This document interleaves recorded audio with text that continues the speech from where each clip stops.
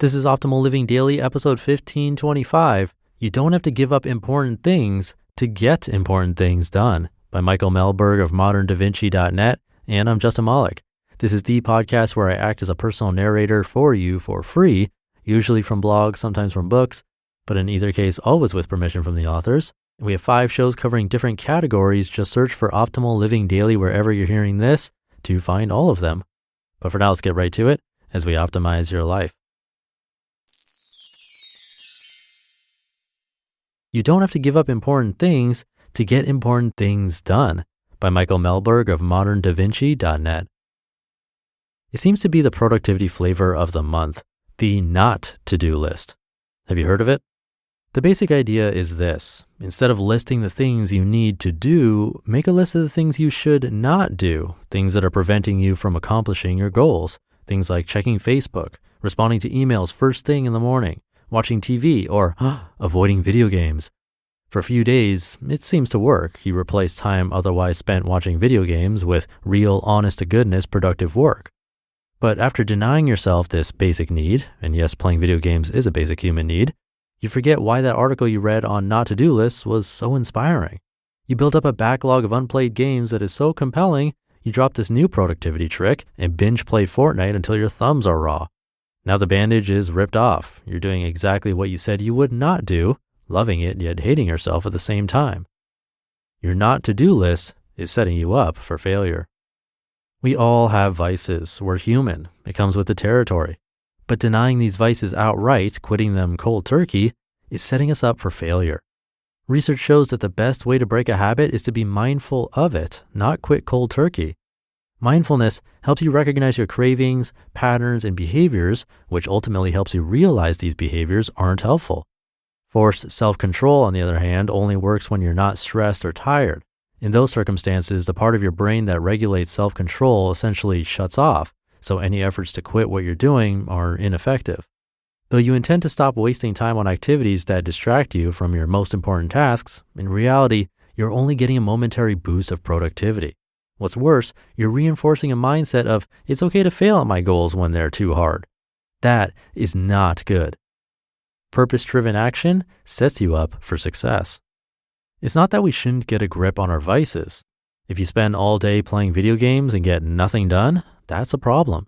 If you spend all day in your inbox responding to other people's problems, you're not accomplishing your own objectives, and that needs to change ASAP.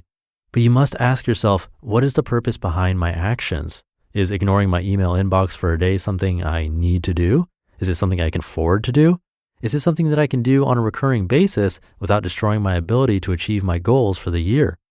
The not-to-do list may be all the rage, but it's fraught with danger.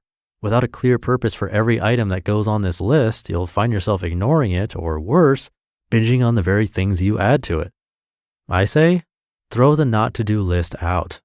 Instead, make a not-to-give-up list. There are a few things I won't give up: Westworld, Game of Thrones, Washington Capitals hockey, to name a few. When these shows are on, everything else gets a back seat. Yes, these shows take time away from my work. Yes, I could recapture a few hours a month if I ignored them, but I love them. They're my chance to relax after a long day of work. And because I've created a not-to-give-up list, I don't need to remove them from my life. They're planned in. If you were to create a list of things you absolutely cannot give up, what would go on it? Family time, hobbies, reading, exercise, cat videos?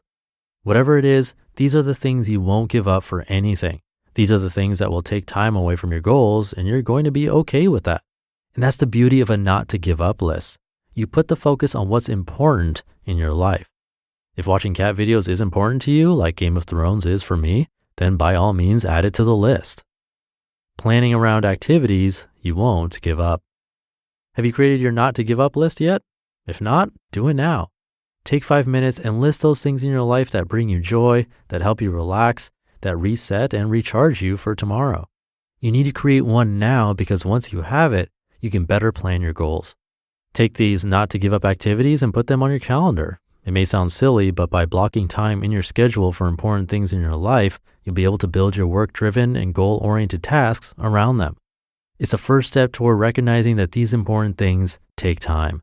It's the first step toward understanding that this time cannot be replaced.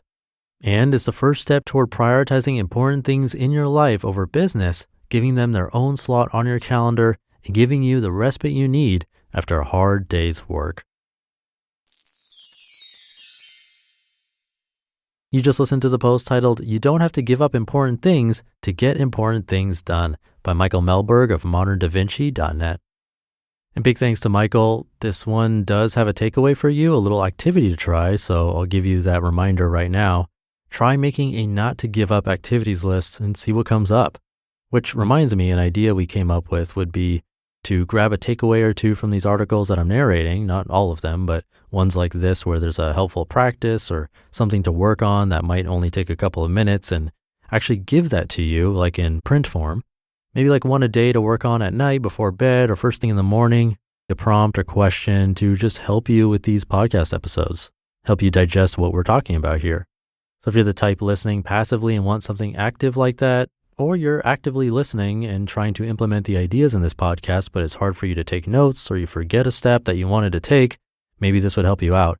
I don't know, just talking ideas out loud. So if you like that idea, let me know. It's easy to get in touch. Just message me from oldpodcast.com.